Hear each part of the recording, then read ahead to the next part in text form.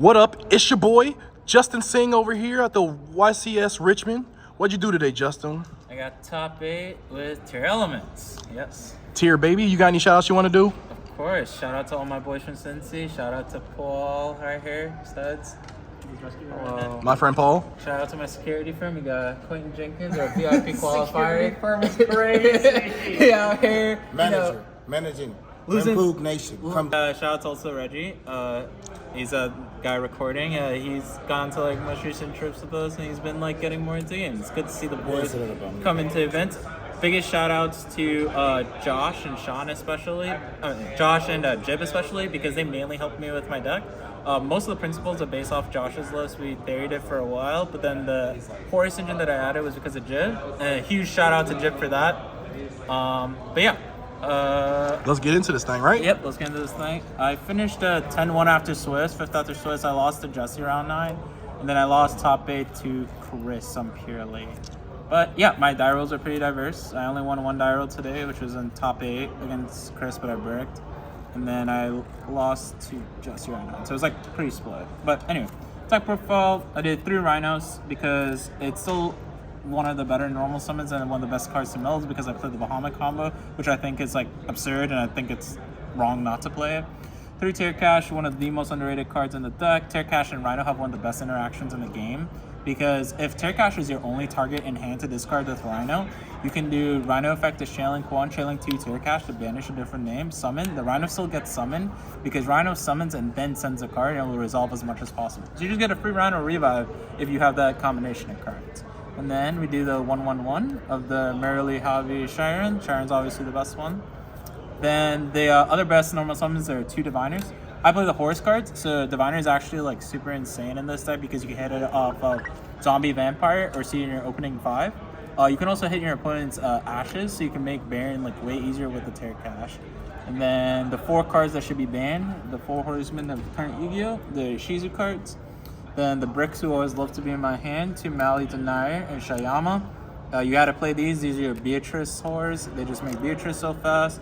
Then you got the 2 dangers. I only play the Nessie because I need an Aqua in order to make Kaleido a lot quicker. And then the Mothman's really nice because it's a 4, it's a dark to make Mud. Mud's the best card in current Yu-Gi-Oh! In the extra deck right now because it beats like almost every deck and it lets you make Bahamut. So that's it for like the monster part, the main engine for the millers and the Terra cards. For the rest of the Terra stuff, I played 3 Planet, no terraforming. I didn't want my deck to Lucid Draw. Shout out to Paul, he also agrees with that. I do 2 Scream and 2 Celiac. Everybody just thinks I'm probably crazy for this, but I think the Terra cards are like the worst cards to like consistently open too many of the Swell and Traps. The standard ratio is doing 3 Scream, 2 Celiac, 1 Meadow, but I just wanted to play other cards that weren't just the Terra cards, and these cards kind of just get to each other, so you don't need to play more. And then the 1 Trivy Karma, and then your most broken Foolish Burial, because these don't lose control. Trivy lets you play through a lot. Trivy, if you open it with Imseti, just does everything, because you get to the planet and you get to the vampire full combo with Kaleido. Why didn't you play goods? Why didn't I play what, sorry? Goods? Goods? Oh, because I didn't have any room to play, because I played these 6 cards. I played 2 Sarcophagus, 3 Imseti, and 1 Happy. My deck is actually 42 cards, and I did not want to go above that because, again, it's Terry. I want to hit all your millers and shufflers, but I wanted another engine to help me not brick. And the Horus cards are the best of that, so when you go first ever, you're just going to use them to help filter your hands and combo, and then when you go second, I side Dweller, so I could swap out the Vampires with it too, and you're taking out all the Horus cards, you're just putting in board breakers. But this was very good. Huge shout out to Jib. Everybody told me these cards sucked, except Jib. He was the only person who really reiterated to me he liked it. And he told me Shout out my boy Jim, man, for sure. Yeah. He got a top 16 with him from Norval. It's pretty nice. Agov, go crazy. Agov, go crazy. And then the last 6 cards, or what me and Josh like both agreed on that should be the non-engine and tear always. It's just 3 Nib and 3 Super Poly. Both these cards are amazing. Nib, I think, is a mandatory 3-up in this deck because it just has so much free value with Kaleido and your dudes on field to fuse with them. And then Super Poly is just like the best card ever printed because there's so many games I felt like, damn, I might lose this game. I was like, wait, Super probably just wins it. The only thing I think I would change about my list is to play the Guilty Gearfried because Rhino being a warrior into an SP lets you get both the effects off, which is insane, and it just breaks SP Baron way better. That's the only thing I would change, most likely, about the deck.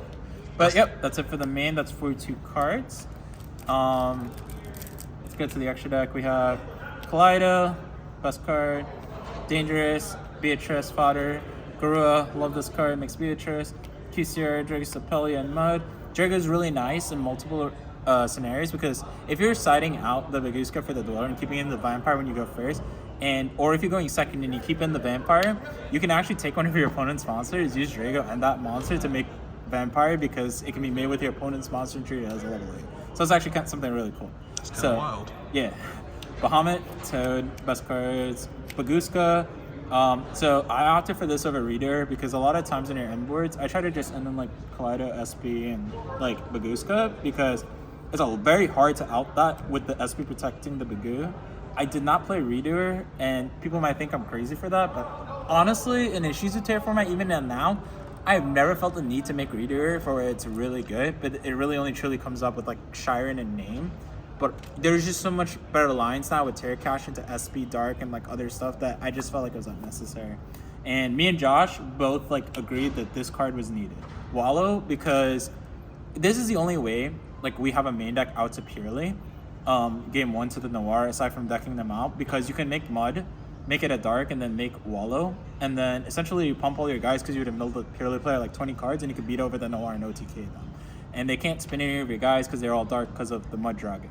So the Wallow also like came up a lot even in the mirror match sometimes, because if I'm playing game 1 blind and I won the die roll and let's say I mill their deck, I can go Wallow, set their talents for planet, and just like play more because of what it does. Like back in the Shizu Tear format, this card was really silly and it's really good still. And now we have 2 6s and fusions in the Mallet package. You can make Beatrice Wallow really easily. And then Beatrice, I don't know why this card's still legal. That card's ignorant.